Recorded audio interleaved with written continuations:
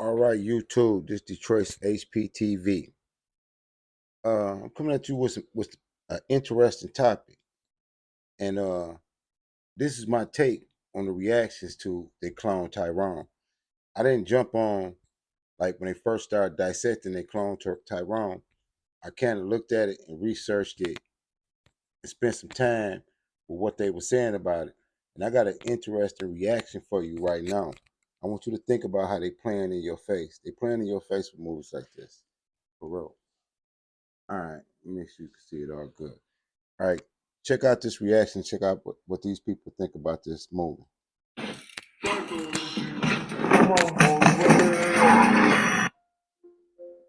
They Cloned Tyrone is a movie every black person needs to see. Why? Because this movie is about you and what they are doing to us as a community. We are the clones. They put these movies in our faces for a reason. It's time we wake up and see this.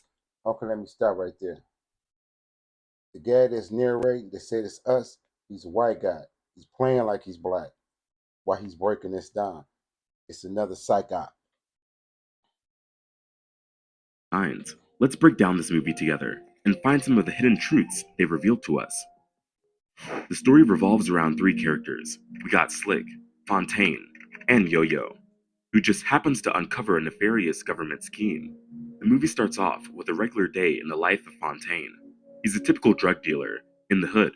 He spots a rival gang member selling work on his block and runs him over. Let me stop right here. I'm only a minute off to it. This is for fair usage and the YouTube guidelines and commentary educational purposes. This decision will come back to haunt him later on. After he goes to the local food mart to play the lottery, he loses, of course. The lottery is one of the biggest scams, yet people still buy it religiously. Right after, a homeless man says, "In the water, young blood." This was no ordinary homeless man. He knew something, the truth. We'll see him give hints of what's really going on throughout the film.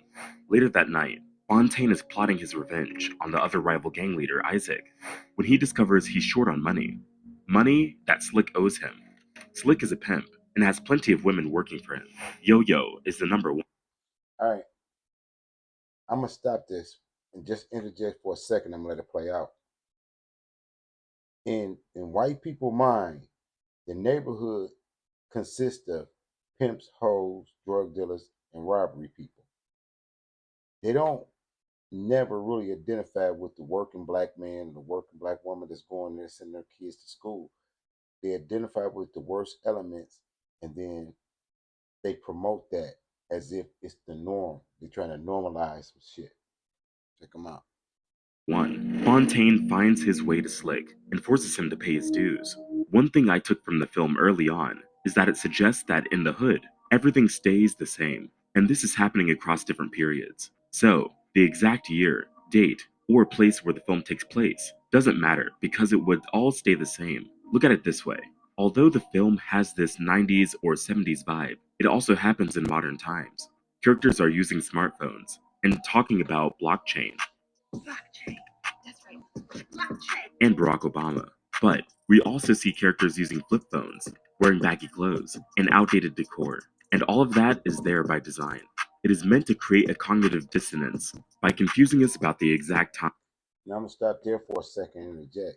When you hit the cognitive dissonance, as street people or people that's been in the streets, you know they say the game never changed, the streets never change, everything never changes in the hood.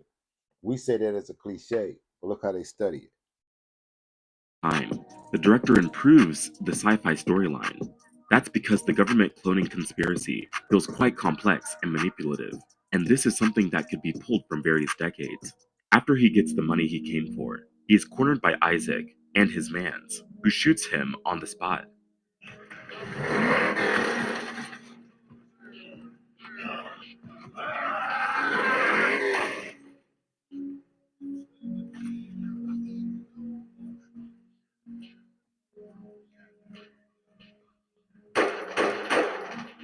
Fontaine dies, but somehow wakes up the next day. He has no wounds, no stitches, nothing. It's another typical day in his life.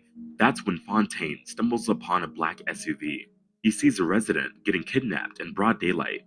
He then talks to Slick and Yo-Yo about it, and Slick's version of events leaves Fontaine speechless. At this point, Fontaine is going crazy. Ironically, ain't a lot of black people just coming up missing, like right now in society.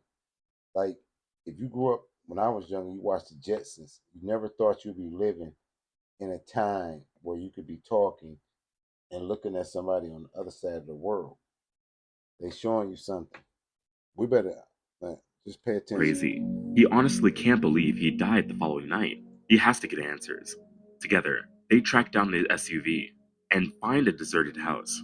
Here, we see an elevator, and with everything that's been going on, they can't help but check it out.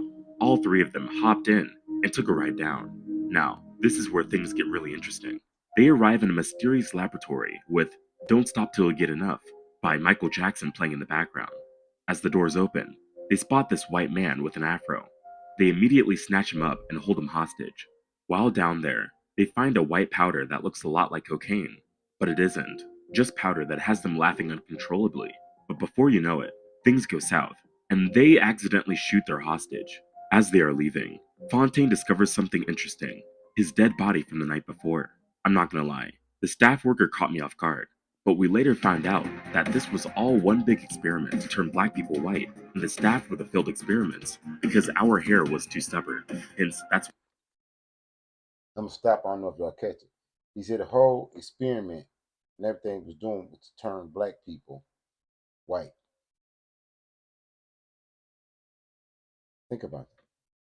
I mean, somebody wrote this. Somebody had an idea. why he has white skin, but with black people's hair.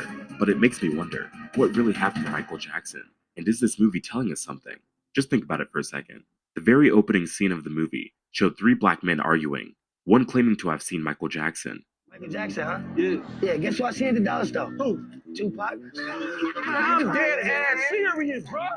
Listen, man, the man working the day shift at the Piggly Wiggly over on MLK, man, on God. Then, when the trio first discovers the laboratory, Michael Jackson's music is playing in the background. I think there is something there, but we'll save that for another video.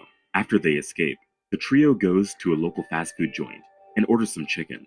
They quickly discover that the chicken is not just delicious, it is also making people start laughing uncontrollably. That means that the chicken is drenched in that white powder they found in the lab. On top of that, it's being served by another white man with an afro, another failed experiment. It shows that everything is connected, and they are all working for them. This reminds me of that Popeye's fried chicken sandwich craze from a few years back. Fistfights, car crashes, even a murder. Yeah, this is going to sound pretty ridiculous, but all of that is over a chicken sandwich. Some people are losing their minds over the newest offering from Popeyes. It had everyone going crazy wanting to try it. The thing is, it wasn't even that good. So why were people so hooked? They are clearly showing us that they are putting things in our food, but it goes much deeper than just our food. The water, the food, the drugs, juice, beauty products, and the music are all designed. I'm stop it right there to interject because I made a video some months ago about how you don't understand the phenomena and the things that these young people are going through when they crazy is because they've never had fresh air, fresh food, fresh water. I mean, they were birthed into toxic environments. You know what I mean? And they've adapted. So on some type of level, genetically they're different. They're fearless, they don't care, whatever. They are systematically and genetically engineered to be a part of the system in some type of form or fashion. Designed to keep us in a trance. The film focuses on the black community and how the stuff made in the lab keeps people in their simulation. This is the construct. It's our loading program. It appears that this government scheme is massive, worse than they could have possibly imagined. And, it turns out, there's an entirely different world under the Glen. One that's highly organized and extensive. The trio sees countless experiments that involve food, music, and lighting. All sorts of products people use in their daily lives. It is obvious, these are all hand-picked people from the Glen. The one that stuck with me was the scene with the music. At first, two men were fighting while some violent hip-hop music was playing in the background. Then they changed the music to some loving R&B music, and the two men started hugging. Don't let this go over our heads. This clearly shows that the music we listen to is destroying us. causing us to be more violent and kill each other. For us to change, one of the first steps is changing what we listen to on a daily basis. Once the trio figures out the complete scope of the experiment, or at least it appears that way, they return to their everyday lives. But they are now convinced that their places in society are predetermined and controlled by some mysterious figures. They've been programmed to do things a certain way. This revelation weighs heavily on Fontaine. He thinks his role as a drug dealer is intended to ruin his hometown and flood it with violence and drugs. This creates the perfect scenario for the men in black to conduct their experiments of mind control without anyone getting in the way. Later, Fontaine sees Slick, who seems to have withdrawn emotionally. In the meantime, Yo-Yo has been battling the underground group. She is bent on exposing the whole thing in the papers, since she wants to be a journalist. Collecting and showing such evidence to the public could jumpstart her career. She collects the evidence, but before she can post it, she is kidnapped by the black SUV. Slick gets his charm back, and together with Fontaine, they look for Biddy. She is the local gossiper who knows anything and everything about anyone. She tells them that Yo-Yo was indeed kidnapped. This forces the two to team up with an unlikely ally, Isaac. But Isaac kills Fontaine again and gets cloned. The cloned Fontaine wakes up and continues his life as he normally would, while the real Fontaine wakes up in a strange facility. It turns out that Isaac was on board with Fontaine and Slick's idea and didn't really kill Fontaine. He just created the perfect opportunity for Fontaine to enter the control room. Once down there, we see some. I'm gonna say this. I'm gonna interject this to any black people. I mean, well, I know uh, most of my subscribers is black, but this is for black men. This intricate part they're trying to underplay it is that the older replica of Fontaine, which would be what you would consider the OG, finally realized that he's been programmed and he's watching the younger people be programmed for self destruction. So he allows himself to be appear to be self destructive, but he comes back with the same consciousness to overturn it, which is a message too that us as older men, we can reach to you. They don't have to experience everything that we go through. They don't have to suffer. They don't have to waste life. They don't have to be on destruction. All we have to do is explain to them and show them exactly what happens in certain scenarios. Life is chess, it's not checkers. Not with these powers that be. Scientists using perming cream on Yo-Yo's hair. It appears to be some kind of experiment. But when these people think that Yo-Yo has fallen unconscious, she gets up and takes off her wig and knocks them out. Meanwhile, Slick is ready for some action. He gathers the whole hood and decides to turn the tables and raid the underground lab. Excuse me, kind sir, but if you could point me to the elevator that leads down to the Fiki laboratory. That's when they come across a remarkable revelation. Countless clones of people they know, including themselves. Fontaine comes face to face with the mastermind behind the operation. Turns out to be an older version of Fontaine himself. Let's just call it a marriage of convenience. I'm the lead geneticist of this operation. Now, here, we didn't get an exact reason as to why the villain did what he did. That's because the movie barely delves into the older Fontaine's backstory. So, it leaves little exploration of what led him down this path and why he conducted these experiments on his own community, even on clones of himself. We do know that he claims his motivation. Now, right there, they talking of self-hatred. They're not explaining it like that, but it's self-hatred. He's conducting experiments on his own community, even on himself, to change himself white because of the self-loathing that comes from being in this system of second-class citizenship for real, where all you do is work to pay bills, and then your best feeling is having more dollars than your neighbor.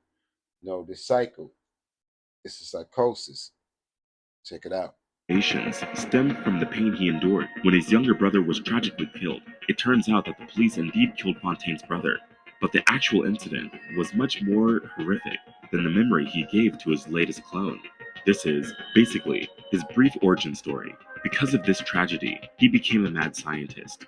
The actions of the older Fontaine span several generations. He has secretly attempted to dilute black ancestry methodically isolating specific genes to create a predominantly white population. This unsettling revelation, exemplified by the lab tech and a few other white characters with black hair, echoes the disturbing historical reality of genocides that aim to eliminate the black community. For example, the North Carolina Eugenics Board once pursued a similar goal. They sought to eliminate African Americans through sterilization and selective breeding. For over 4 decades, the eugenics program sterilized almost 7,600 people by force, most of whom were black. According to academic papers, this wasn't just a coincidence. It was designed to breed black residents out. North Carolina moves toward compensating victims of a sterilization program that lasted more than 4 decades. The film inadvertently touches on the dark and complex issue of racial self-hatred. It presents a black man as the apparent mastermind behind such a scheme, and instead of blaming the police for the murder of his brother, he blames the skin for being black. But it doesn't delve deeper than that, it just leaves it to our imagination. Then we see that the young Fontaine has another trick up his sleeve. He uses the Olympia Black phrase, which triggers the guard clone to do whatever they say. He uses this opportunity to kill the old Fontaine and get away alive. This, to me, feels like the biggest plot hole. Can anyone who says the phrase control the clones? Why didn't it control young Fontaine as well? Is it that efficient in controlling an entire clone army? The point is, the trio saves the day. What even went over his head is that the older Fontaine and him watching the white boy who said the phrase, he learned that. And once he learned that that phrase was a command, he used it to save his life. Because how did he know to say that? He heard the other one say it, and he seen the reaction. He learned. Each one teach one. And frees the clones. The news gets flooded with reports of naked people running across the street. And what's amazing is just how quickly residents of the Glen have rallied for help. We've got folks out here giving out water, food, clothes off their own backs. While it appears to be the end, it is not. In the last scene, we see a person who appears to be Fontaine going through his daily routine, much like what he did when the movie started.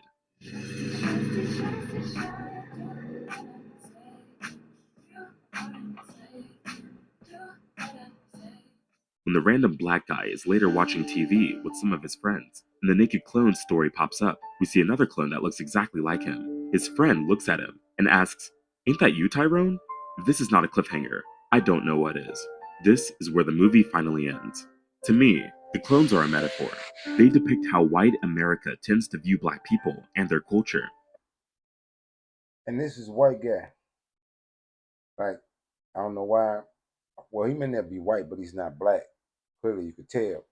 But he's breaking it down, but he's leaving out certain aspects of the salvation and deliverance that comes from waking up to the fact that you within a framework almost like the matrix, like a system.